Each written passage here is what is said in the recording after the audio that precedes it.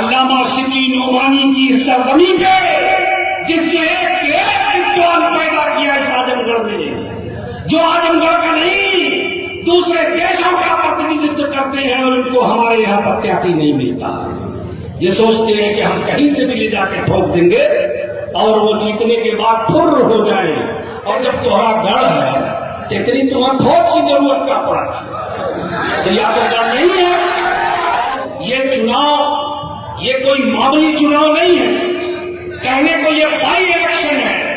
इसके हार जीत से ये बात सही है कि सरकार के ऊपर कोई फर्क नहीं पड़ने वाला है, लेकिन जानते हैं इस देश और इस प्रदेश की राजनीति और खासतौर से आजमगढ़ की राजनीति में एक तारीख लिखी जाएगी। और तारीख ये लिखी जाएगी कि जब जब कोई राजनीतिक नेता घमंड में चोर आजमगढ़ की जनता के सम्मान को रोकेगी, तब आजमगढ़ के सब समाज के लोग एकजुट होकर उनको खदेड़ने का काम करेंगे। इसलिए कि एक तरफ वो लोग हैं जो इस जमीन को अपना पट्टा मानते हैं, पट्टा चले आते हैं सफाई से यहाँ दाखिल खारिज कराने के लिए। आज मैं हूँ, कल मेरा बेटा आएगा, परसों मेरा पोता आएगा, वाह भाई वाह। और एक साहब है दूसरा दल जिसको लगता है कि अब तो कोई योग्य व्यक्ति इस आजमगढ़ में है ही नहीं। ये बिट्टू जमाली नेक के आधार पे राजनीति करता है, नफरत के आधार पे नहीं करता है। मैं हमेशा कहता हूँ राजनीति में वैचारिक मतभेद होता है, कोई निजी दुश्मनी नहीं होती है। इसलिए खुले दिल और खुले मन से इस बात को कहता हूँ, हर दल में योग्य व्यक्ति है इस जिले में, हर दल में योग्य व्यक्ति है। चाहे भाजपा हो, चाहे समाजवादी पार्टी हो, चाहे बहुजन समाज पार्टी हो, मैं अकेला नहीं हूँ, मेरे अलावा भी योग्य लोग हैं। आप लोकल प्रत्याशी भेजिए, लोकल लोग होंगे। आपको हमने 10 साल एमपी बना के रखा, अरे इससे बड़ा जिल्लत और क्या होगी? आपने हमारे मुंह पे थूका है। जीतने के बाद आपसे तो तवक्को ये थी कि आप घूम के पांचों विधानसभा में 2-5-10 मीटिंग करते, अपना कोई ऑफिस बनाते, महीने 2 महीने में आके 2-4-6 दिन बैठते, जनता को बताते कि मिलने का समय ये है, जब चाहे आके मिल लो। वैसे नेता का कोई मिलने का भी समय नहीं होता, ये बता दूं मैं। अगर अच्छा नेता है तो कोई समय नहीं। अब किसी डॉक्टर ने नहीं बताया राजनीति में आने के लिए, वो किसी ने कहा है ना कि जो घर को आग लगाए हमारे साथ चलेगा। जिसको अपनी रातों की नींदें हराम करनी होगी वो ये शौक पाले। इसलिए अगर जनता को रात में 2 बजे भी जरूरत है तो आपको खड़े रहना पड़ेगा, इसलिए कि यही जनता आपको ये इज्जत देती है। तो वो तो हुआ नहीं, ऐसा तो आपने किया नहीं। अरे आपने पर्चा भरने के बाद अल्लाह ने आपको इतनी भी तौफीक नहीं दिया कि आप सर्टिफिकेट लेने आना तो दूर की बात है, आप जाके सो गए से करेंगे। और एक हमारे भारतीय जनता पार्टी के साथी हैं, उनको कोई योग नहीं मिला। यहाँ पे एक राहुल संस्कृत अल्लामा शिबली नोमानी की सरजमी पे जिसने एक से एक विद्वान पैदा किया इस आजमगढ़ में, जो आजमगढ़ का नहीं दूसरे देशों का प्रतिनिधित्व करते हैं और उनको हमारे यहाँ प्रत्याशी नहीं मिलता। ये सोचते हैं कि हम कहीं से भी ले जाके ठोक देंगे और वो जीतने के बाद फुर्र हो जाए और ये जनता बैठ के हमारी गुलामी करती रहेगी, जाके आप बंद करके मशीन दबाती है। तो मुझे तो बड़ी खुशी है, इसलिए नहीं कि मैं खाली एमपी बनने के लिए बहुत लालायक हूँ। मैं हमेशा कहता हूँ मैं नेता बात के हूँ, पहले एक सामाजिक कार्यकर्ता हूँ और एक गैरतन इंसान भी हूँ। मैं चूंकि सिर्फ यहाँ पे पार्लियामेंट का कैंडिडेट नहीं हूँ, मैं यहाँ पे एक वोटर भी हूँ, मुझे भी अपना वोट देना पड़ता है। ये जो लोग आते हैं ना, अभी चर्चा हो रही थी, फुर लेके पूरी फौज चल रही है। अरे जब तुम्हारा गढ़ है तो इतनी तुम्हें फौज की जरूरत क्या पड़ा थी? तो या तो गढ़ नहीं है, ये फर्जी लोग हैं, पूरा जन्म से झूठे हैं। ये या तो राम का गढ़ है या नहीं है। पागल हो गए, क्या मतलब? पागल हो गए, जानते हैं कि पूरे उत्तर प्रदेश और देश के लोग जुटे हुए। सुन लो सपाइयों, ये शालन गुड्डू जवानी तुम्हें आज कह रहा है, सुना लो दुनिया में जहां जहां तुम्हारे मानने वाले लोग हो, ताकि कब ये मत कहना हारने के बाद कि तुम्हारा किला किसी गलत फहमी में ध्वस्त हो गया। क्योंकि ये मत कहना कि तुम ठीक से लड़ नहीं पाए, क्योंकि तुम्हारा हारना तय है। तुम्हें बहुत गुरूर था, बहुत तकब्बुर में आप लोग चल रहे थे। आपने, मैं अगर अकेला लड़ रहा होता ना तो शायद हार जाता, लेकिन मेरे साथ चल रही है आबकर की 19 लाख जनता, और इंशाअल्लाह ये हारेंगे और हार नहीं हारेंगे। मेरे भाइयों, मैं आपसे अपील करने आया हूं, मैं जैसा भी हूं, अच्छा हूं बुरा हूं, इसी जमीन में पैदा हुआ हूं, ये घर मेरा है और मेरा आपका रिश्ता राजनीतिक नहीं है। ये रिश्ता उसी दिन उस वक्त खत्म होगा जब मेरा जनाजा आप अपने खाते पे ले जाके दफनाओगे और मेरा जनाजे की नमाज पढ़ोगे। मैं इनकी नदी में बनूं या न बनूं, ये रिश्ता कायम रहेगा। मगर आप लोग सही गलत को समझो, सही गलत को पहचानो। एक तरफ वो लोग हैं जो हमारे वोटों को लेने के लिए जब वोट लेना होता है तो सारे पर्दे, और आप देखिए इनकी चाल, आप इनकी चाल देखिए। जब चुनाव होता है, अभी हो रहा था 22 में, तब एक भी मुसलमान नहीं मिलता था इनको मंच पे बैठाने के लिए। पूरे प्रदेश में कोई बालकार मुसलमान नहीं था। आज एक मुसलमान से लड़ने के लिए खाली मुसलमान ही मिल रहा है, इसलिए कि अब इनका दम अब खत्म हो चुका है। अब इनको अपनी औकात पता चल चुकी है। मैं तो हमेशा कहता हूं कि ये मुट्ठी बराबादी जिसे हम 8% कहते हैं, आप यकीन मानिए इनके 3% लोग भाजपा को वोट देते हैं। ये हमारे लोग हैं जो इनके साथ खड़े होकर इनको एमपी एमएलए बनाते हैं। चीफ मिनिस्टर इनको बनना है, प्रधानमंत्री इनको बनना है, और दुश्मनी हमारी कौम झेलेगी, हमारी कौम लड़ेगी इनकी लड़ाई। और जब हमारी कौम आफत में आएगी, हमारे ऊपर जुल्म होगा, ज़्यादती होगी, हमारे बच्चे, मासूम बच्चों को माटी केसों में फंसाया जाएगा, हमारी बस्तियां उजाड़ी जाएंगी, तब इनके मुंह में जबान नहीं होगी। कोई पूछेगा भी कहते भी हमको सुनाएंगे, हम नहीं सुना। तो भैया एक ही बात हो सकती है ना। मैं हमेशा कहता हूं कि आप या तो कोई चीज है या नहीं, या सही है या गलत है, बीच का कुछ नहीं है। इसलिए मेरे भाइयों, इनके असली चेहरे को पहचानो। और एक बात और कहता हूं, ये नेता नहीं, इस कौम का एक पढ़ा लिखा नौजवान आपसे कह रहा तो नौजवान भी नहीं रह गया, 50 साल उम्र हो गई। मगर एक संदेश देकर कहना चाहता हूं आपको, मैं जीतूंगा, हारूं, मुझे वोट दो या मत दो, मगर भाजपा को हराने की ठेकेदारी छोड़ दो। क्योंकि जब तक हमारे लोग ये ठीका अपने सर पे लेके बैठे रहेंगे, हमारे जो ये हम परेशानी का शिकार हैं, जिल्लत का शिकार है, वो कभी खत्म नहीं होगी। हमारे हराने से सिर्फ भाजपा नहीं हारेगी, जब तक हम उसको हराते रहेंगे वो जीतती रहेगी। और एक आखिरी बात और कह रहा हूं, अगर भाजपा को कोई रोक सकता है तो ये 8% की आबादी नहीं रोक सकती, क्योंकि ये 3% वैसे भी कर चुके 5% होती है।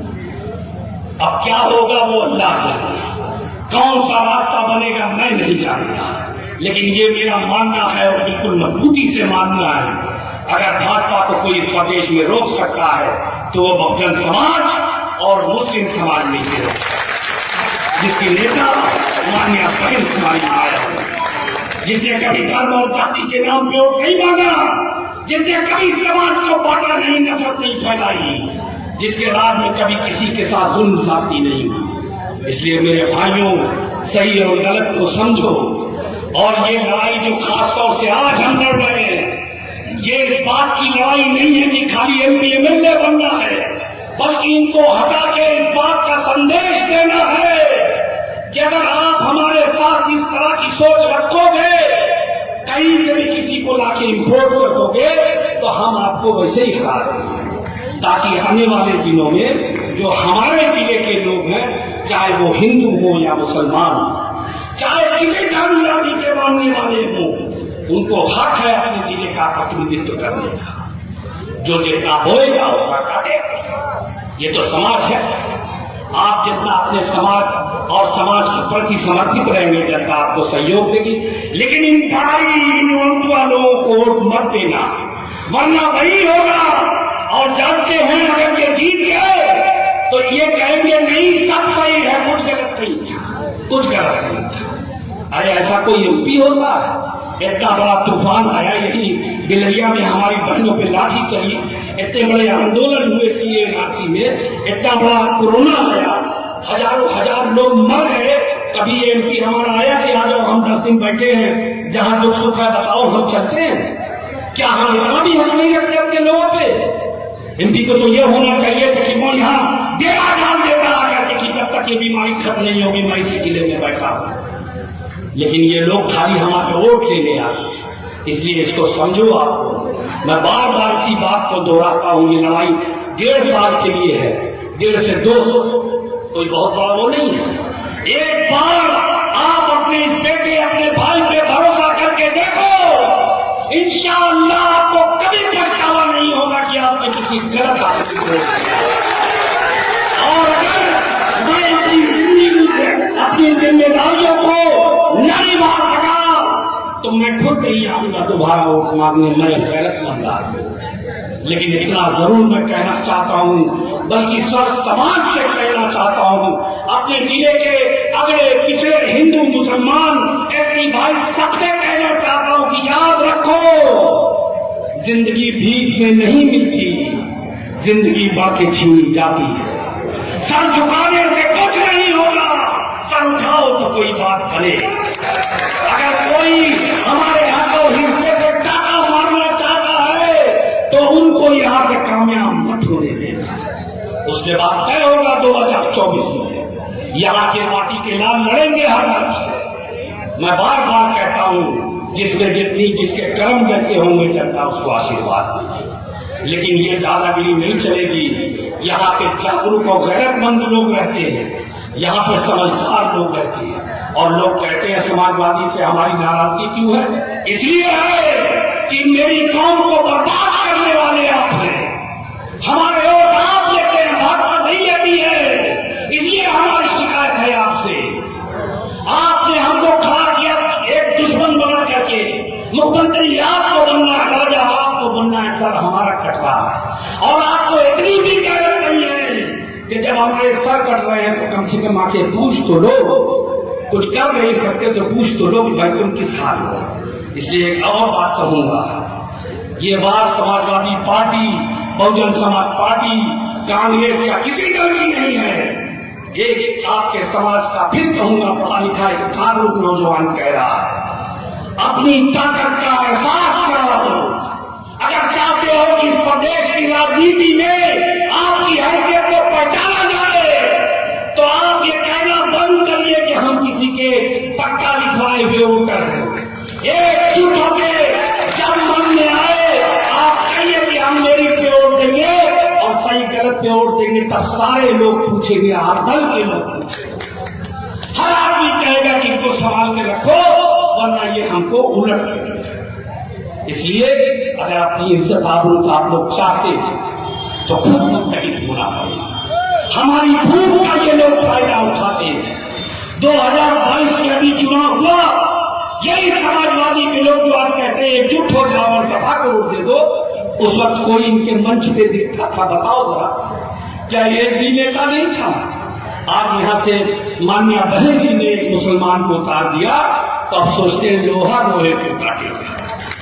लेकिन मैं फिर तुम्हें बताऊं, ये तुम्हारे सिपाही सब लगे हुए हैं, नहीं जीत पाएंगे इस फकीर से इंशाअल्लाह। तो तुम्हारे पास जाना और अल्लाह चाहेगा तो हम उनको हरा के भेजेंगे और मैं नहीं हराऊंगा।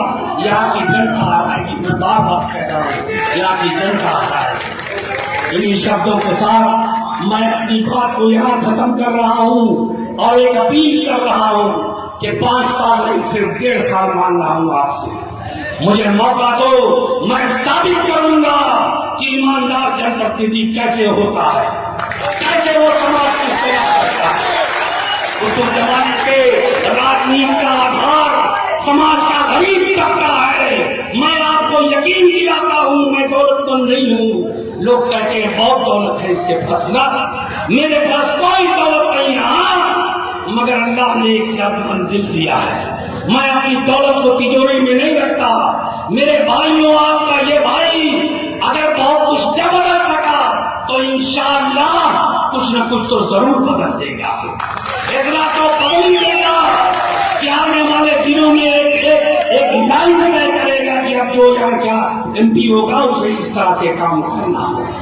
इन्हीं शब्दों के साथ इस बड़ी भीड़ का और आप सभी लोगों का, मीडिया बंधुओं का, सबका शुक्रिया अदा करते हुए मुझे मौका दो, मैं साबित करूंगा कि ईमानदार जनप्रतिनिधि कैसे होता है, कैसे वो समाज की सेवा करता है।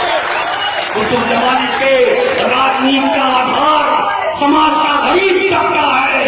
मैं आपको यकीन दिलाता हूँ, मैं दौलतमंद नहीं हूँ। लोग कहते हैं बहुत दौलत है इसके पास, ना, मेरे पास कोई दौलत नहीं है, मगर अल्लाह ने एक दर्दमंद दिल दिया है।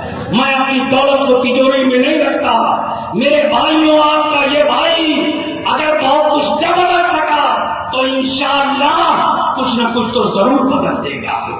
इतना तो कबूल देगा कि आने वाले दिनों में एक लाइन तय करेगा कि अब जो यहाँ क्या MP होगा उसे इस तरह से काम करना। इन्हीं शब्दों के साथ इस बड़ी भीड़ का और आप सभी लोगों का, मीडिया बंधुओं का, सबका शुक्रिया अदा करते हुए अल्लामा शिबली नोमानी की सरजमी पे जिसने एक विद्वान पैदा किया इस आजमगढ़ में, जो आजमगढ़ का नहीं दूसरे देशों का प्रतिनिधित्व करते हैं और उनको हमारे यहाँ प्रत्याशी नहीं मिलता।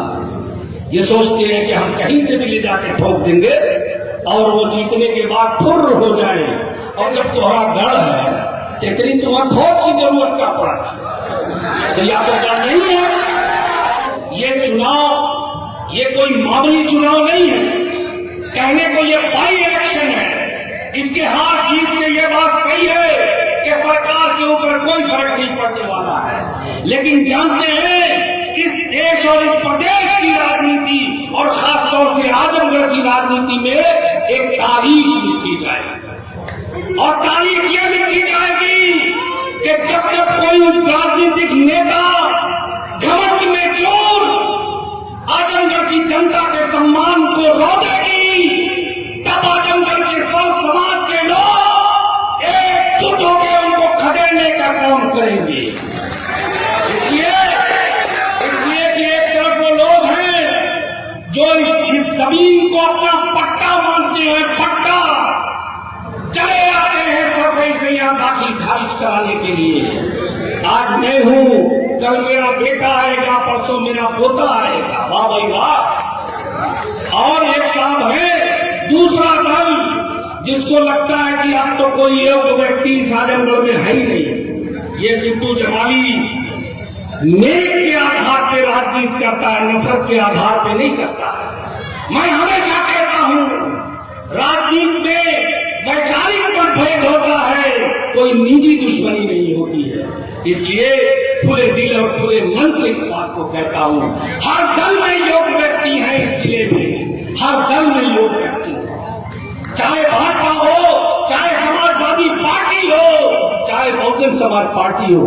मैं अकेला नहीं हूँ, मेरे अलावा भी योग्य लोग हैं। आप लोकल प्रत्याशी भेजिए, लोकल लोग होंगे। आपको हमने 10 साल MP बना के रखा, अरे इससे बड़ा जिल्लत और क्या होगी आपने हमारे मुंह पे थूका है। जीतने के बाद आपसे तो तवक्को ये थी कि आप घूम के पांचों विधानसभा में 2-5-10 मीटिंग करते, अपना कोई ऑफिस बनाते, महीने 2 महीने में आके 2-4-6 दिन बैठते, जनता को बताते कि मिलने का समय ये है, जब चाहे आके मिल लो। वैसे नेता का कोई मिलने का भी समय नहीं होता, ये बता दूं मैं। अगर अच्छा नेता है तो कोई समय नहीं। अब किसी डॉक्टर ने नहीं बताया राजनीति में आने के लिए, वो किसी ने कहा है ना कि जो घर को आग लगाए हमारे साथ चलेगा, जिसको अपनी रातों की नींदें हराम करनी होगी वो ये शौक पालेगा। इसलिए अगर जनता को रात में 2 बजे भी जरूरत है तो आपको खड़े रहना पड़ेगा, इसलिए कि यही जनता आपको ये इज्जत देती है। तो वो तो हुआ नहीं, ऐसा तो आपने किया नहीं। अरे आपने पर्चा भरने के बाद अल्लाह ने आपको इतनी भी तौफीक नहीं दिया कि आप सर्टिफिकेट लेने आना तो दूर की बात है, आप जाके सो गए से करेंगे। और एक हमारे भारतीय जनता पार्टी के साथी हैं, उनको कोई योग नहीं मिला यहाँ पे एक राहुल संस्कृत अल्लामा शिबली नोमानी की सरजमी पे जिसने एक से एक विद्वान पैदा किया इस आजमगढ़ में, जो आजमगढ़ का नहीं दूसरे देशों का प्रतिनिधित्व करते हैं और उनको हमारे यहाँ प्रत्याशी नहीं मिलता। ये सोचते हैं कि हम कहीं से भी ले जाके ठोक देंगे और वो जीतने के बाद फुर्र हो जाए और ये जनता बैठ के हमारी गुलामी करती रहेगी, जाके आंख बंद करके मशीन दबाती है। तो मुझे तो बड़ी खुशी है, इसलिए नहीं कि मैं खाली एमपी बनने के लिए बहुत नालायक हूं। मैं हमेशा कहता हूं मैं नेता बाप के हूं, पहले एक सामाजिक कार्यकर्ता हूं और एक गैरतमंद इंसान भी हूं। मैं क्योंकि सिर्फ यहाँ पे पार्लियामेंट का कैंडिडेट नहीं हूं, मैं यहाँ पे एक वोटर भी हूं, मुझे भी अपना वोट देना पड़ता है।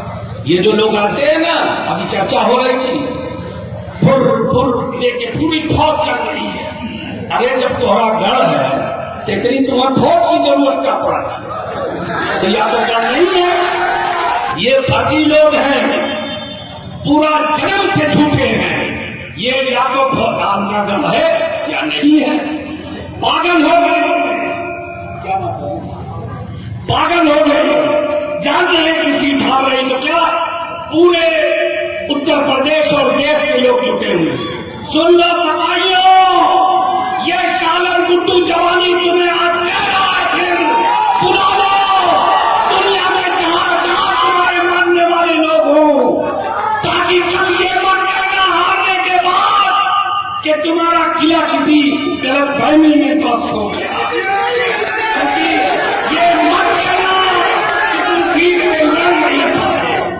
क्योंकि तुम्हारा हारना तय है। तुम्हें बहुत गुरूर था, बहुत तकब्बुर में आप लोग चल रहे थे।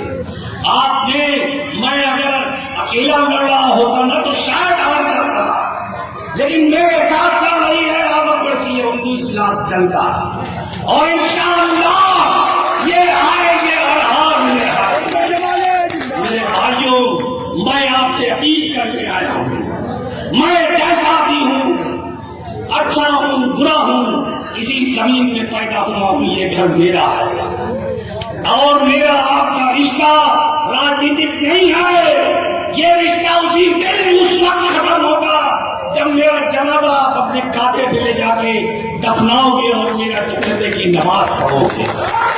मैं इनकी वजह में पढ़ूं या न पढ़ूं, ये रिश्ता कायम रहेगा। मगर आप लोग सही गलत को समझो, सही गलत को पहचानो। एक तरफ वो लोग हैं जो हमारे वोटों को लेने के लिए जब वोट लेना होता तो सारे पर्दे, और आप देखिए इनकी चाल, आप इनकी चाल देखिए। जब चुनाव होता है, अभी हो रहा था 22 तब एक भी मुसलमान नहीं मिलता था इनको मंच पे बैठाने के लिए। पूरे प्रदेश में कोई बालकार मुसलमान नहीं था। आज एक मुसलमान से लड़ने के लिए खाली मुसलमान ही मिल रहा है, इसलिए कि अब इनका दम अब खत्म हो चुका है।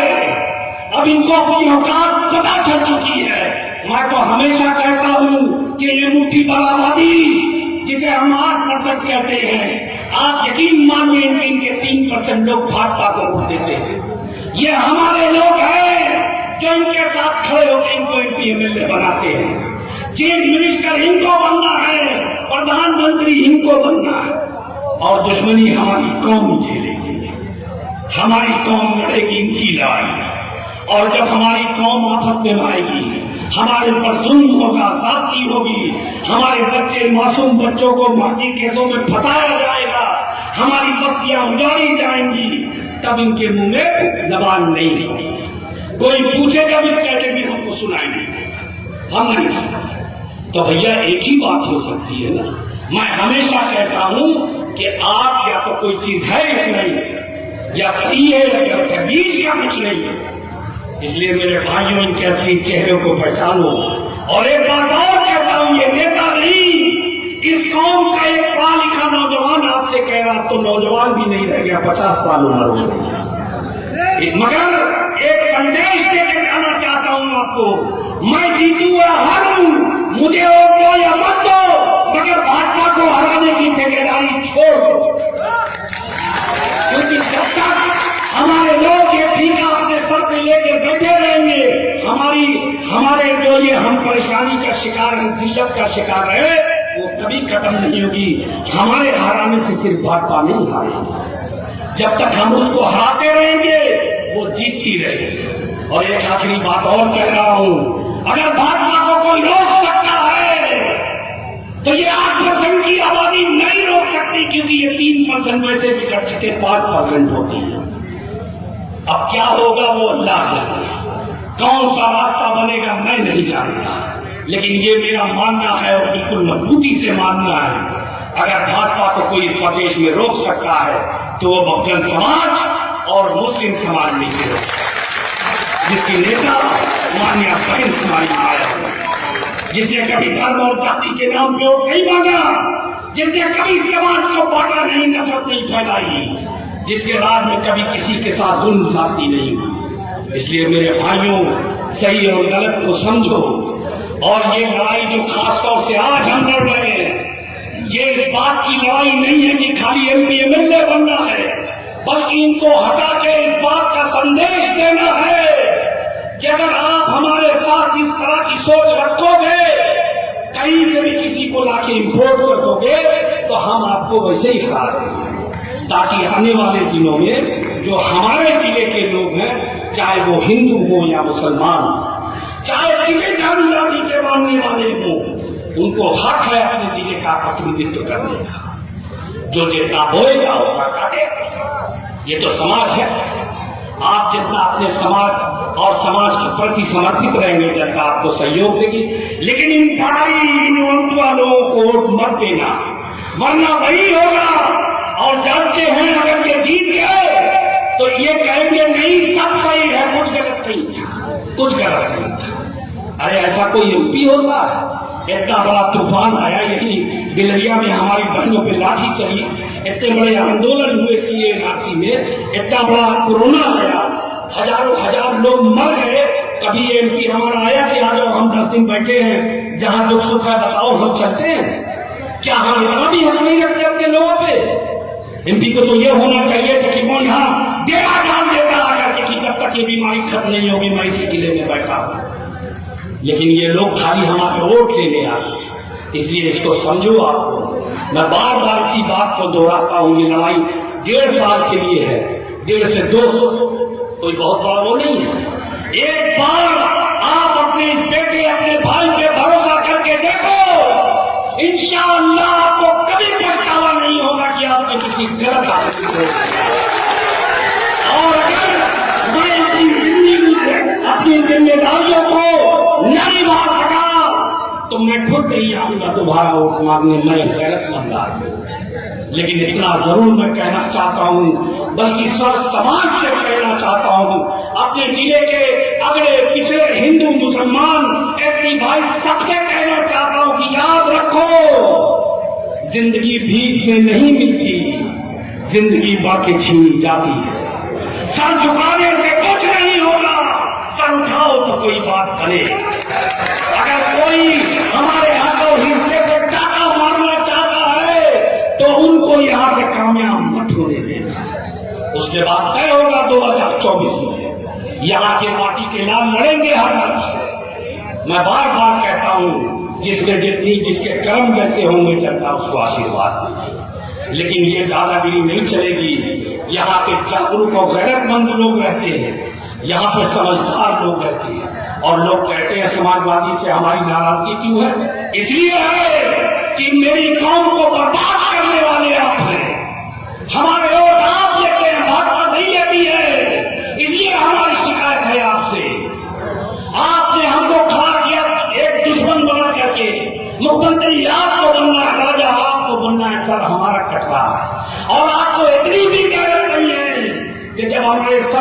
हैं तो कम से कम आके पूछ तो लो, कुछ कर नहीं सकते तो पूछ तो लो कि भाई तुम किस हाल हो। इसलिए एक और बात कहूंगा, ये बात समाजवादी पार्टी, बहुजन समाज पार्टी, कांग्रेस या किसी दल की नहीं है। एक आपके समाज का फिर कहूंगा पढ़ा लिखा एक जागरूक नौजवान कह रहा है, अपनी ताकत का एहसास करो। अगर चाहते हो कि इस प्रदेश की राजनीति में आपकी हैसियत को पहचाना जाए तो आप ये कहना बंद करिए कि हम किसी के पक्का लिखवाए हुए वोटर हैं। एकजुट होकर जब मन में आए आप कहिए कि हम मेरी पे वोट देंगे और सही गलत पे वोट देंगे, तब सारे लोग पूछेंगे, आप दल के लोग पूछेंगे। हर आदमी कहेगा कि इनको संभाल के रखो वरना ये हमको उलट देंगे। इसलिए अगर अपनी इज्जत आबरू आप लोग चाहते हैं तो खुद मुतहिद होना पड़ेगा। हमारी भूख का ये लोग फायदा उठाते हैं। 2022 में अभी चुनाव हुआ, यही समाजवादी के लोग जो आप कहते हैं एकजुट हो जाओ और सभा को वोट दे दो, उस वक्त कोई इनके मंच पे दिखता था? बताओ जरा, क्या ये भी नेता नहीं था? आज यहाँ से मान्या बहन जी ने एक मुसलमान को उतार दिया तो अब सोचते हैं लोहा लोहे को काटेगा। लेकिन मैं फिर तुम्हें बताऊं, ये तुम्हारे सिपाही सब लगे हुए हैं, नहीं जीत पाएंगे इस फकीर से इंशाअल्लाह। तो तुम्हारे पास और अल्लाह चाहेगा तो हम उनको हरा के भेजेंगे और मैं नहीं हराऊंगा। यहाँ की जनता हराएगी, मैं बार बार कह रहा हूँ, यहाँ की जनता हराएगी। इन्हीं शब्दों के साथ मैं अपनी बात को यहाँ खत्म कर रहा हूँ और एक अपील कर रहा हूँ कि 5 साल नहीं सिर्फ 1.5 साल मांग रहा हूं आपसे, मुझे मौका दो, मैं साबित करूंगा कि ईमानदार जनप्रतिनिधि कैसे होता है, कैसे वो समाज की सेवा करता है। उस जमाने के राजनीति का आधार समाज का गरीब तबका है। मैं आपको यकीन दिलाता हूं, मैं दौलतमंद नहीं हूं। लोग कहते हैं बहुत दौलत है इसके पास, ना, मेरे पास कोई दौलत नहीं है, मगर अल्लाह ने एक दर्दमंद दिल दिया है। मैं अपनी दौलत को तिजोरी में नहीं रखता। मेरे भाइयों, आपका ये भाई अगर बहुत कुछ न बदल सका तो इंशाअल्लाह कुछ न कुछ तो जरूर बदल देगा। देखना तो कबूल देगा कि आने वाले दिनों में एक लाइन तय करेगा कि अब जो यहाँ क्या MP होगा उसे इस तरह से काम करना। इन्हीं शब्दों के साथ इस बड़ी भीड़ का और आप सभी लोगों का, मीडिया बंधुओं का, सबका शुक्रिया अदा करते हुए अल्लामा शिबली नोमानी की इस सरजमी पे जिसने एक विद्वान पैदा किया इस आजमगढ़ में, जो आजमगढ़ का नहीं दूसरे देशों का प्रतिनिधित्व करते हैं और इनको हमारे यहाँ प्रत्याशी नहीं मिलता। ये सोचते हैं कि हम कहीं से भी ले जाके ठोक देंगे और वो जीतने के बाद फुर्र हो जाए। और जब तुम्हारा गढ़ है कितनी तुम्हें फौज की जरूरत का पड़ा, तो या तो गढ़ नहीं है। ये चुनाव ये कोई मामूली चुनाव नहीं है, कहने को ये बाई इलेक्शन है। इसके हार जीत में ये बात सही है कि सरकार के ऊपर कोई फर्क नहीं पड़ने वाला है, लेकिन जानते हैं इस देश और इस प्रदेश की राजनीति और खासतौर से आजमगढ़ की राजनीति में एक तारीख लिखी जाएगी। और तारीख ये लिखी जाएगी कि जब जब कोई राजनीतिक नेता बहुजन विचारधारा को घर घर तक पहुंचाने के लिए हमारे YouTube चैनल को सब्सक्राइब करें, लाइक करें, कमेंट करें, शेयर करें और बेल आइकन की घंटी दबाना ना भूलें।